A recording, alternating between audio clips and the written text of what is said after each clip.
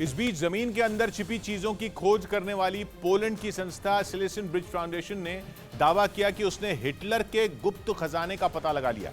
ऐसा कहा जाता है कि दूसरे विश्व युद्ध के दौरान हिटलर के आदेश के बाद वहां के एक आलीशान महल में 10 टन सोना छिपा दिया गया था, जिसे ढूंढने का जिम्मा सिलेसियन ब्रिज फाउंडेशन नाम की संस्था ने लिया था और इजाजत मिलते ही उसने पोलैंड के उस महल के अंदर खुदाई शुरू की जहां उम्मीद है कि हिटलर का गुप्त खजाना छिपा है।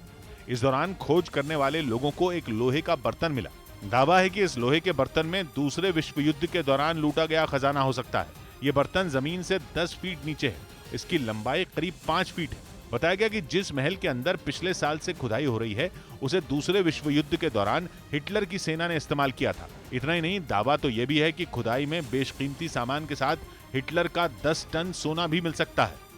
उधर मार्च के महीने में रूस की मिसाइलों का कहर झेलने वाले होरेंका गांव में न्यूज 18 की टीम पहुंची तो वहां बर्बादी के निशान साफ नजर आए। आरोप है कि वहां रूस की सेना ने मिसाइलों की झड़ी लगा दी थी, जिसकी जद में आए मकान रहने लायक तक नहीं बचे थे। किसी की खिड़कियां टूट गईं, कहीं कांच चकनाचूर हो गए तो कहीं बिल्डिंग की शक्ल ही बिगड़ गई, जिसके बाद लोग सड़कों पर रहने के लिए मजबूर हो गए। यहां तक कि उन लोगों ने वहीं खाना बनाना तक शुरू कर दिया था। ये सड़क पे ही अपना ठिकाना बना लिया था। 2-3 दिन वो यहाँ पर रहे थे। आशियाने का उजड़ना और लगातार होते मिसाइल हमलों ने वहां लोगों का जीना मुहाल कर दिया, जिसके बाद उन लोगों ने बचा हुआ सामान उठाया और सड़क पर डेरा जमा लिया। वहां से आई तस्वीरों में कुछ बिस्तर नजर आए तो कहीं बर्तन पड़े दिखाई दिए।